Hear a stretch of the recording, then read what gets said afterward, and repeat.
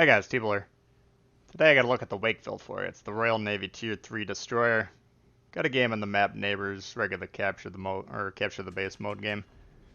And my goal is to get a video of each ship Tier 3 and above up, and this is actually the last one of the Royal Navy ships that are currently available.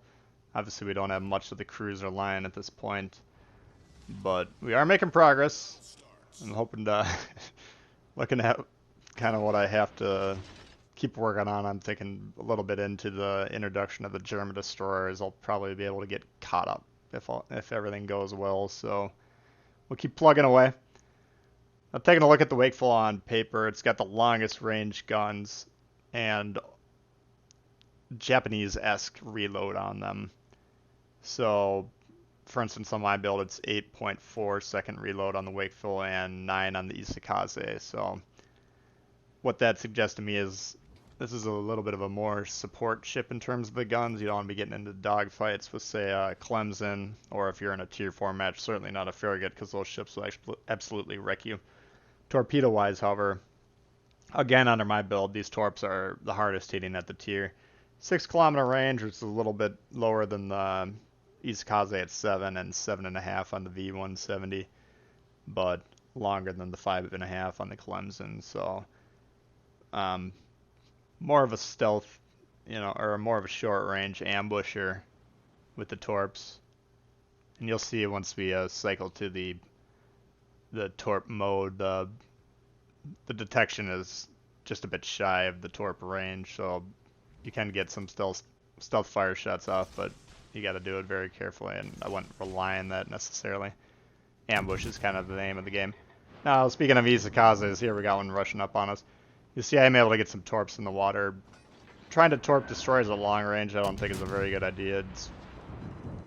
Torps in general come down to luck, and the longer or the further away the target is, the more luck's involved, and then you factor in the maneuverability and speed of destroyers, and you're starting to talk about Powerball-esque odds of hitting those things. So, but short range, short to medium range, getting them in the water, creates something for them to think about. So if you're in a gunfight, and again, these guns are kind of not ideal.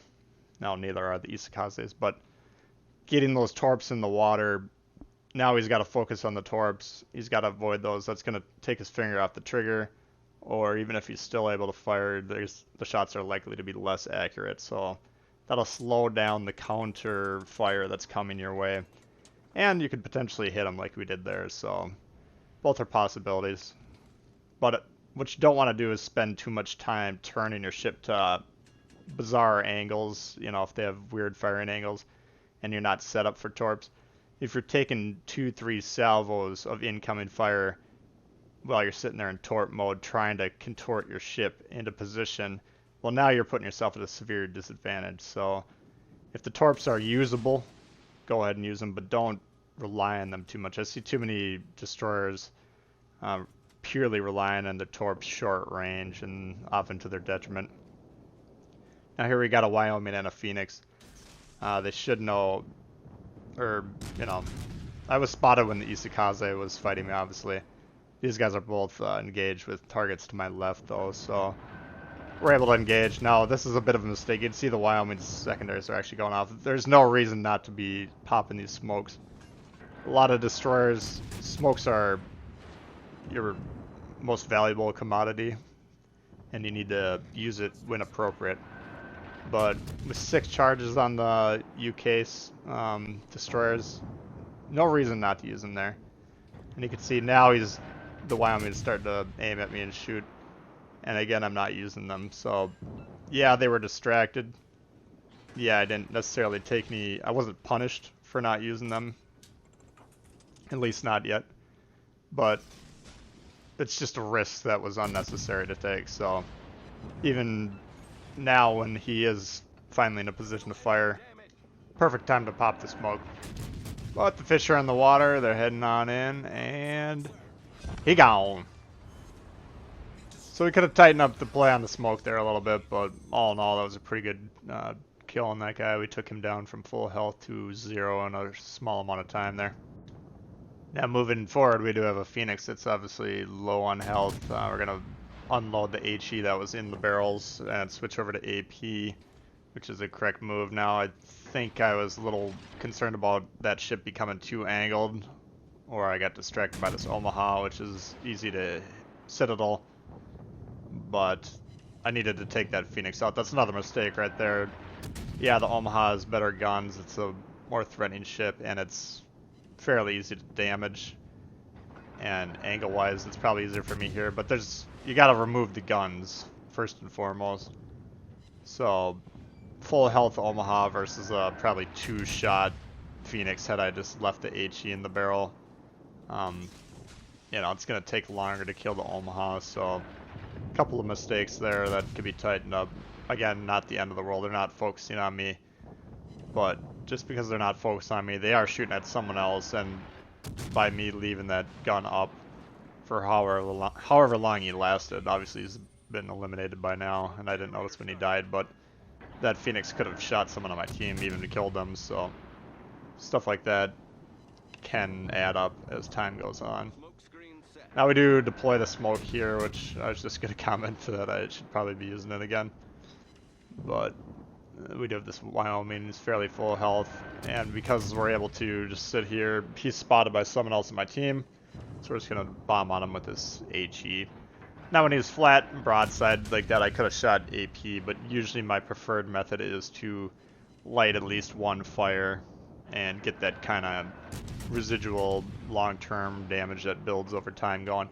And then if there continue to be broadside, then you can switch over to AP. Now that depends on the ship you're in and the ship you're shooting at, of course. So that's what I just said is kind of a broad rule of thumb, but in general I find it's best to get some fire flood damage on these battleships when you're trying to work on them with these low caliber destroyer guns. It's just going to help you whittle them down faster than if you're just strictly relying on the AP. Now the UK line of destroyers as a whole is kind of a nice hybrid mix, but kind of early on, starting with this tier 3, I guess even whatever the tier 2 is, I haven't played that for probably since the day this game came out, but they always have better torpedo range than detection, but just barely. So they're introducing you to the idea that you can play them kind of as a torpedo boat if you want to. And they also have pretty good guns, especially compared to the Japanese line, which was one of 3 that we had until the German destroyers are starting to trickle in now, which are changing the dynamics a little bit, and they won't be fully released for another few weeks, obviously. But they were kind of the middle of the pack in terms of the guns, so straight up, you know, evenly matched gun duel against the U.S. destroyer. The U.S. destroyer should win the majority of the time. Now, the different smoke dynamics and the introduction of sonar as the line progresses obviously changes that up a bit, and skilled players can, you know, turn the tide on those USN destroyers in their Royal Navy destroyers. But, you know, I kind of feel like some of the lines are pretty consistent on how they play throughout, and some kind of flip and flop around, and these Royal Navy destroyers I think are pretty consistent, so it's a good introduction to the line, and if you like this ship I think you'll like the entire line of Royal Navy destroyers. So I was hoping to sneak up with this guy and torp him, but we burned him down the old-fashioned way. So that was a look at the Wakeful for you. I hope you did enjoy it. If you did, please hit the thumbs up. If you're new to the channel, consider subscribing. A lot of World of Warships coming all the time. Questions for me, comments, leave them below. Love to hear from you guys, and we'll see y'all later. All right, peace.